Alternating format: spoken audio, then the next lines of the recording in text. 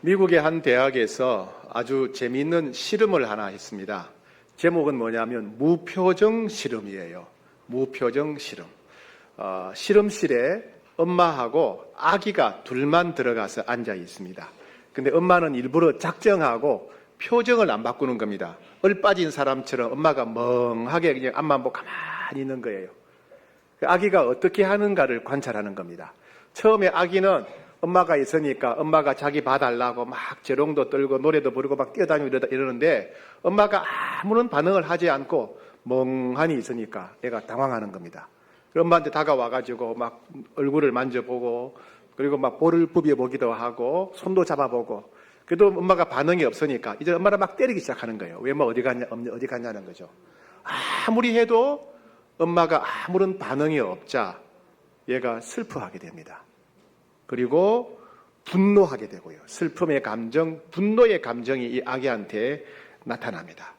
나중에는 자기가 아무리 해도 엄마가 자기를 알아봐 주지 않고 배려해 주지 않고 엄마가 멍하게 있으니까 이제 모든 의욕을 잃고 풀이 죽어서 이렇게 있더라는 겁니다. 어린 아기마저도 엄마나 가족들이 자기 마음을 알아주고 헤아려 주기를 너무나 간절히 원한다. 아기의 삶에 있어서 주변 사람들의 관심, 주변 사람들이 그 마음을 헤아려 주는 것이 너무나 중요하다 하는 것을 일깨워주는 그런 실험이었습니다. 모든 사람들은 자신과 가까이에 있는 사람들이 자기를 알아주기를 원합니다. 멀리 있는 사람들은 관심이 없고 내 주변, 내 가까이, 내가 소중히 여기는 사람들이 내 마음을 알아주기를 원합니다. 그런데 그 사람들이 내 마음을 알아주지 않으면 우리는 굉장히 마음이 힘들어지지요. 그렇죠? 여러분 가까이에 있는 사람들, 여러분이 소중히 여기는 사람들이 여러분의 마음을 몰라줄 때, 여러분의 생각을 헤아려 주지 못할 때 상당히 당혹스럽고 마음이 괴롭지요. 그렇죠? 예. 남편은 아내의 마음을 잘 헤아려야 됩니다. 아내는 남편의 마음을 잘 헤아려야 됩니다. 부모는 자녀들의 마음을 잘 헤아려야 되고요. 또 자녀들은 부모님들의 마음을 잘 헤아려야 됩니다. 친구 간에도 직장 동료 간에도 상대방의 마음을 잘 헤아리는 것 굉장히 중요합니다. 상대방이 내 마음을 잘 헤아려 줄 때, 상대방이 나를 잘 배려해 줄 때 우리 마음은 편안해집니다. 그리고 위로가 되고요. 마음에 힘이 생기고 행복해집니다. 하나님을 믿는 성도들도 하나님 아버지의 마음을 잘 헤아려야 됩니다. 성경에 나오는 훌륭한 믿음의 사람들은 공통적으로 하나님 아버지의 마음을 잘 헤아리는 사람들이었습니다. 하나님은 하나님의 마음을 잘 헤아려주는 그런 사람들을 굉장히 기뻐하셨어요. 사람들이 하나님 마음을 잘 헤아려드릴 때 하나님도 굉장히 기뻐하셨다는 것입니다. 하나님은 특별히 하나님의 마음을 잘 헤아려드리는 그런 사람들에게 특별한 은혜를 베풀어 주셨어요. 우리가 알고 있는 훌륭한 믿음의 사람들은요, 대부분 하나님의 마음을 잘 헤아려드리는 그런 사람들이었습니다. 예를 들면 아브라함이라든가 모세, 그리고 다윗, 에레미야, 에스겔, 느헤미야, 이 구약시대 인물들 하나님 아버지의 마음을 잘 헤아려드리는 사람들이었어요. 신약시대에는 사도 요한이 예수님의 마음을 잘 헤아려드린 그런 사람 같습니다. 오늘은 하나님의 마음을 잘 헤아려드린 특별한 사람들 중에 한 사람인 솔로몬의 이야기를 통해서 우리들에게 주시는 하나님의 음성을 듣고자 합니다. 솔로몬은 기브온에서 하나님께 1000번제를 드렸습니다. 왜 기브온에서 1000번제를 드렸냐 하면 그 당시에는 아직 예루살렘 성전이 완공되지 않았습니다. 그래서 언약궤가 예루살렘에 있었는데 임시 처소인 다윗의 장막이라는 곳에 언약궤가 임시로 거하고 있었습니다.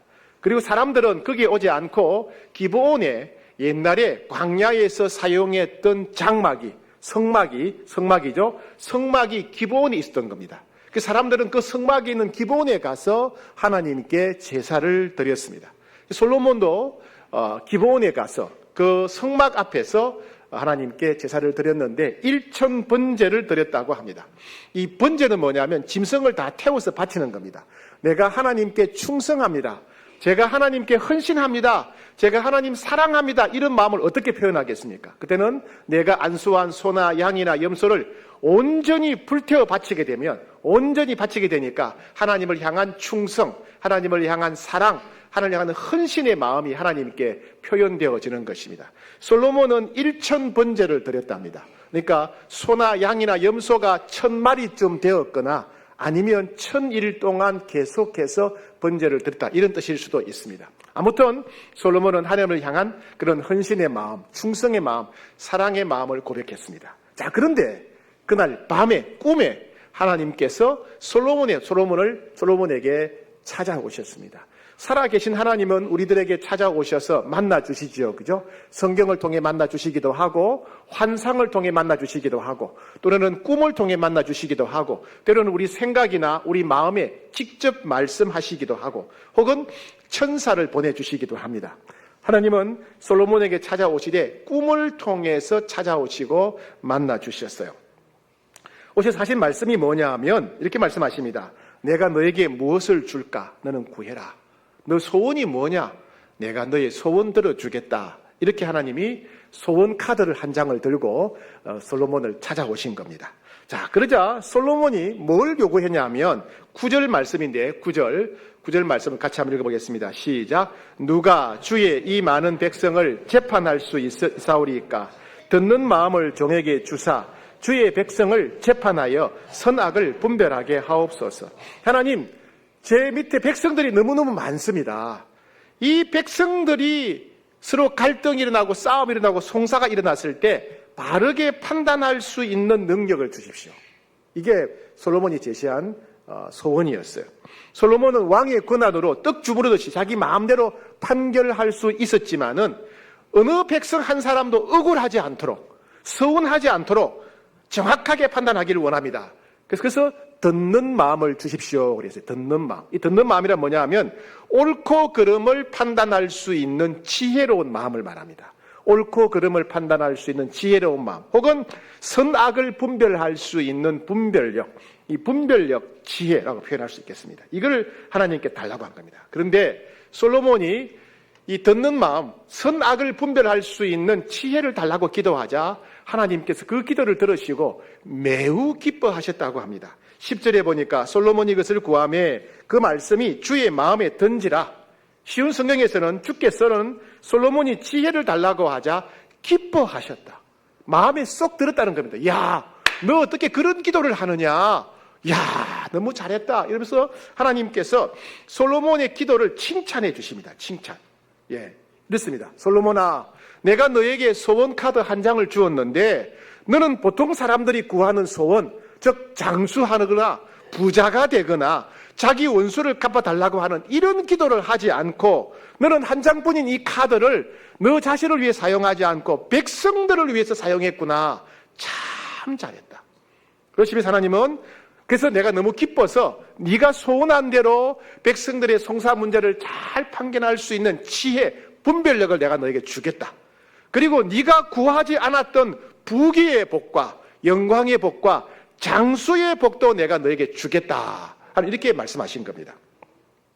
소원을 이루어주는 한 장의 카드, 소원 카드 한 장을 받았는데 솔로몬은 그것을 남들이 구하는 대로 부귀나 영광이나 장수나 혹은 원수를 갚아달라는 데 사용하지 않고 자기 자신을 위해서가 아니라 백성들을 위해서, 백성들의 송사를 바르게 판단할 수 있는 지혜를 달라고 기도했더니 하나님께서 이걸 기쁘게 받으셔서 그 솔로몬의 태도를 기쁘게 보시고 그가 구했던 지혜, 분별력도 주실 뿐만 아니라 부귀의 복도 주시고 영광의 복도 주시고 장수의 복까지 주셨다는 말씀입니다. 한마디로 말해서 일석이조가 아니라 일석사조죠.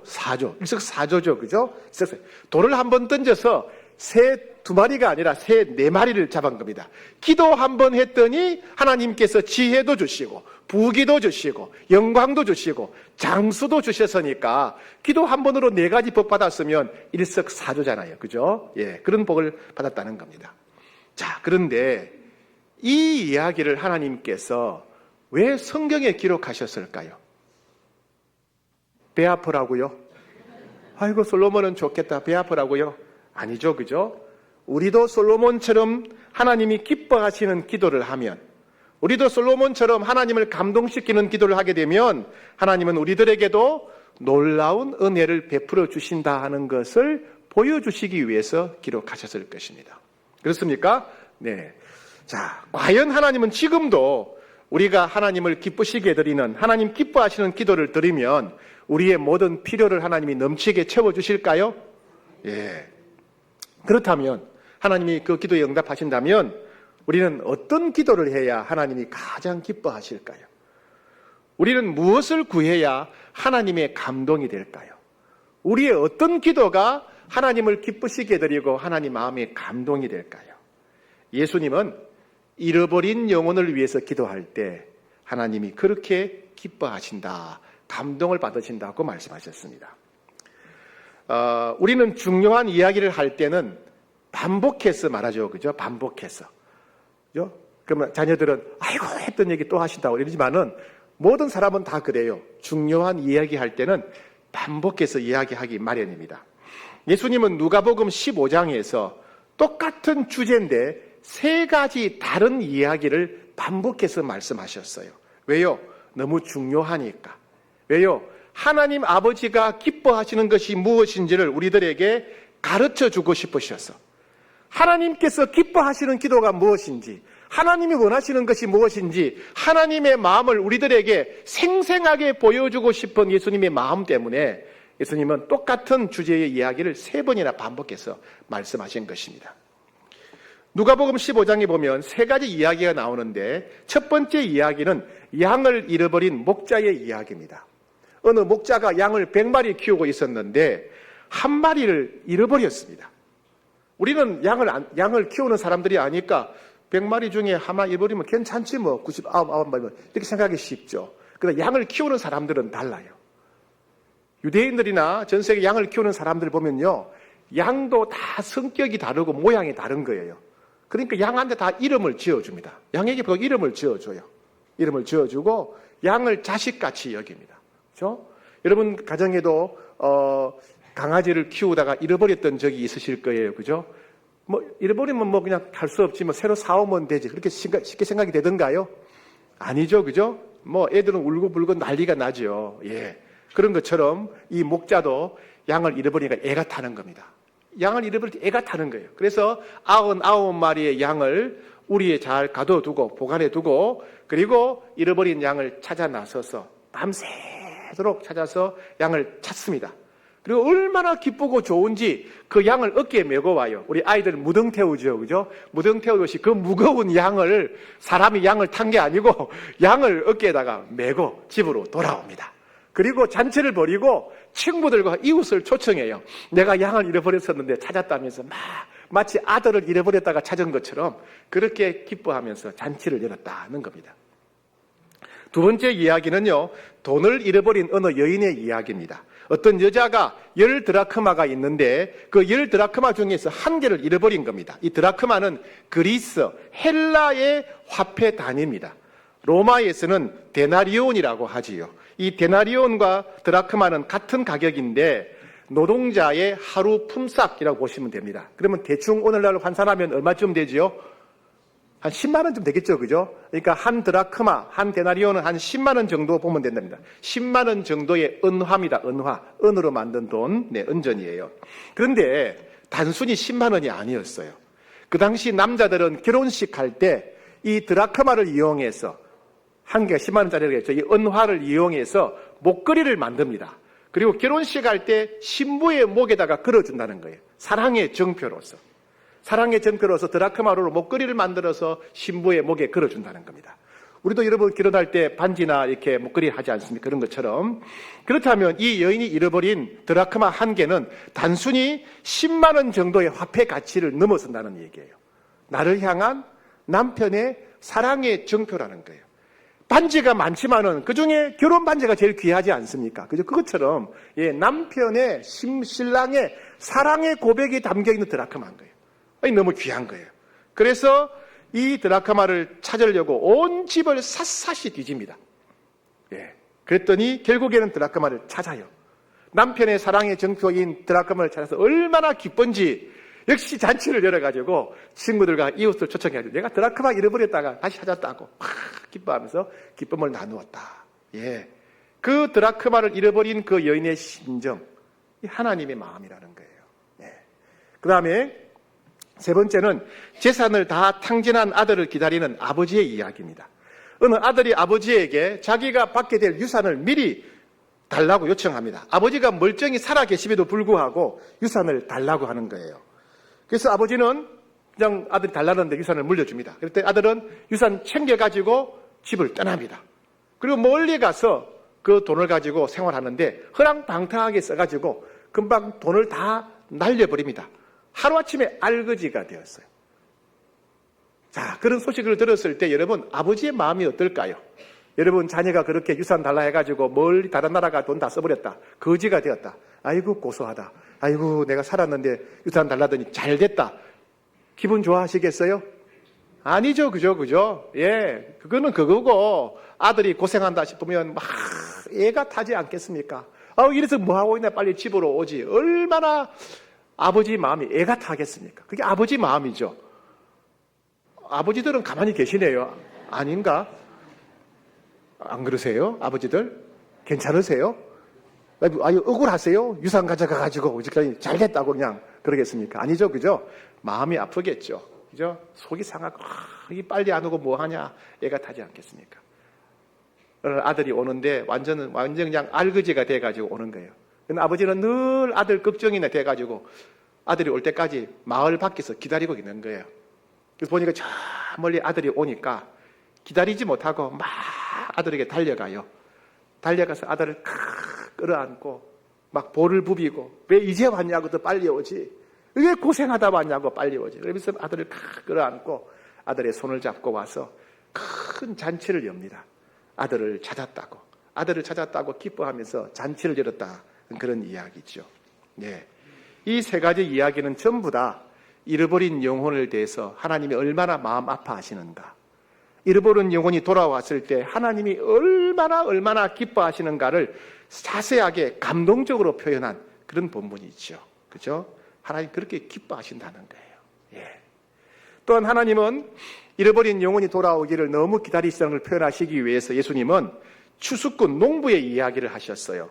요한복음 4장 35절에 너희는 넉 달이 지나야 추수할 때가 이르겠다고 하지 아니하느냐. 그러나 나는 너희에게 이르노니 너희 눈을 들어 밭을 보라. 희어져 추수하게 되었도다. 농부가 농사를 지었어요. 1년 동안 온갖 고생해가지고 농사를 잘 지었어요. 이제 곡식이 누렇게 익었어요. 말하자면 벼가 그냥 익어서 고기를 팍 숙이고 있는 거예요. 자, 그러면 농부들은 어떻게 할까요? 시간 되면 하지, 내년에 하든, 후년에 하든, 시간 되면 추수하지, 그럴까요? 아니죠, 그죠? 예. 때를 놓치면 안 돼요, 그죠? 추수할 때가 있죠? 추수할 때가 있는 거예요. 추수할 때를 놓칠까봐 노심초사하면서, 추수할 때를 기다리는 그 농부의 심정이 바로 하나님 아버지의 마음이라는 겁니다. 잃어버린 영혼을 위해서 애타게 기다리시는 하나님 아버지의 마음이 그 농부의 마음과 같다라고 예수님 말씀하셨어요. 또 예수님은 우리가 이 잃어버린 영혼을 위해서 기도할 때 하나님께서 우리의 모든 필요를 채워주실 것이다 라고 약속을 하셨어요. 하나님이 그렇게 잃어버린 영혼을 위해서 애타하시고 잃어버린 영혼이 돌아올 때 하나님이 그렇게 기뻐하시기 때문에 하나님이 그날을 너무나 간절히 기다리시기 때문에 잃어버린 영혼을 위해 기도할 때 하나님은 우리의 모든 필요를 채워주시는 복을 베풀어 주실 것이다 라고 말씀하셨어요. 어떤 말씀이냐면 바로 우리 잘 아는 마태복음 6장 33절 말씀입니다. 우리 같이 한번 읽겠습니다. 시작. 그런즉 너희는 먼저 그의 나라와 그의 의를 구하라. 그리하면 이 모든 것을 너희에게 더하시리라. 하나님께서 세상을 창조하신 이후에 하나님이 하신 가장 놀랍고 위대한 일은 죄인을 구원하기 위해서 외아들 예수 그리스도를 이 땅에 보내신 사건입니다.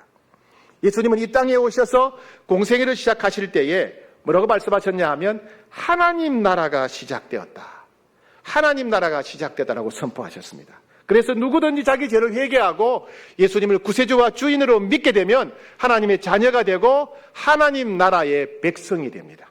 그래서 너희가 하나님 나라와 그 일을 구하라, 먼저 구하라 이 말씀은 우리가 하나님 나라의 백성답게 살게 해달라는 기도고 그리고 예수님을 모르는 사람들에게 복음을 전하고 그들로 하여금 하나님 나라의 백성이 되게 해달라고 기도해야 된다 하는 말씀입니다.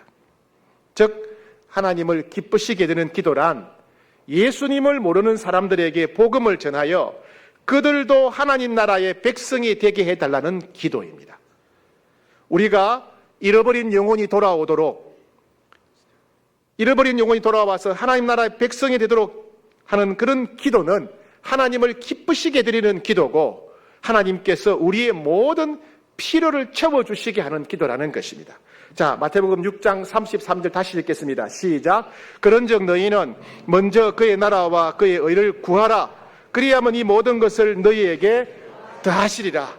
너희가 예수님을 모르는 사람들에게 복음을 전해서 그들이 예수 믿고 구원받도록 하는 기도, 그들이 하나님 나라의 백성이 되도록 하는 기도, 이 기도를 하나님이 너무너무 기뻐하셔서 그리하면 이 모든 것을 너희에게 더하시리라. 예.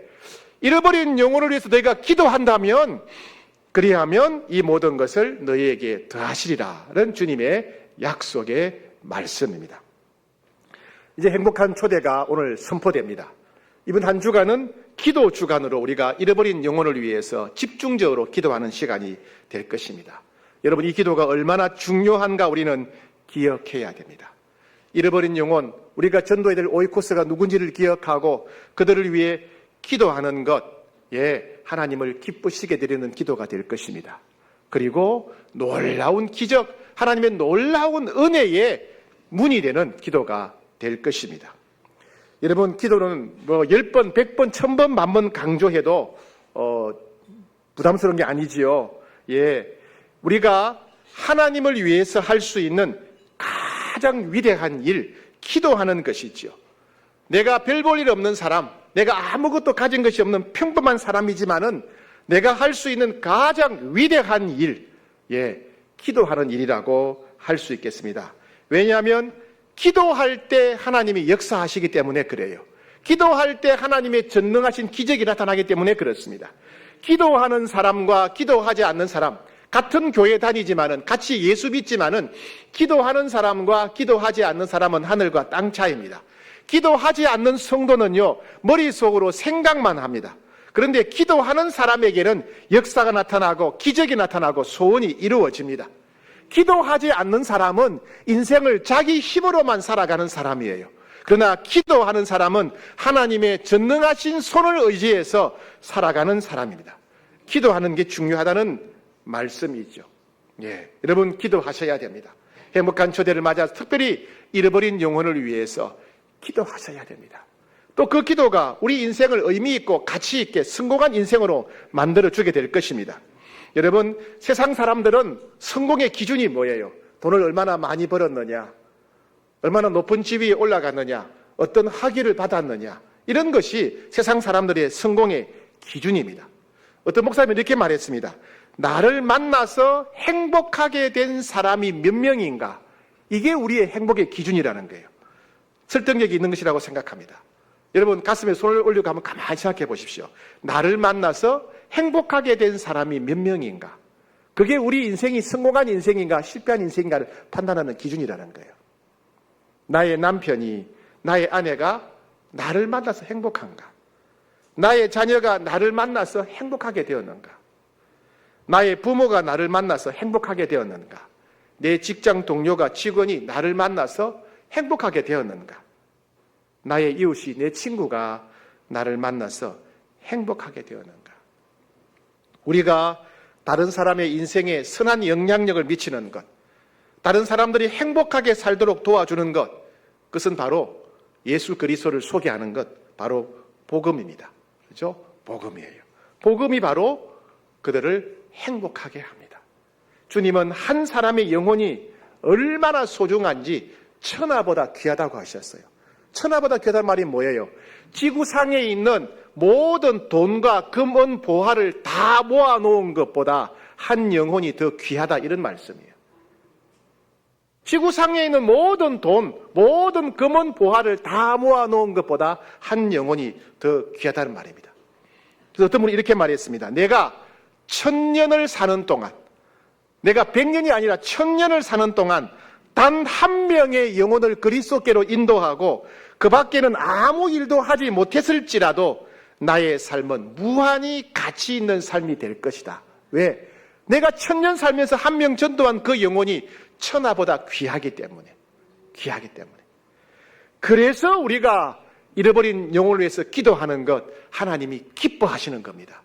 우리가 잃어버린 영혼을 기도할 때 하나님께서 우리의 모든 필요를 넘치게 채워주시는 것입니다. 사랑하는 여러분, 행복한 초대 기도 주간을 맞아서 이번 한 주간 기도에 힘쓰셔야 됩니다. 금식하며 기도하셔야 됩니다. 새벽에 기도하셔야 돼요. 낮에 기도하셔야 됩니다. 밤에 기도하셔야 됩니다. 혼자 있을 때 기도하셔야 돼요. 다른 사람들과 함께 기도하셔야 됩니다. 중요한 것은 기도하는 것입니다. 영혼의 구원을 위해서 기도하셔야 됩니다. 하나님이 기뻐하십니다. 우리가 영혼을 위해서 한 주간 기도할 때 하나님 분명히 우리 기도에 응답하실 것입니다. 그리고 우리의 기적, 우리 삶에 약속하신 기적을 베풀어 주실 것입니다. 그리하면 이 모든 것을 너희에게 채우시리라. 이 약속의 말씀을 이루실 것입니다. 그런 기적의 문을 여는 이번 한 주간 되시기를 축복합니다.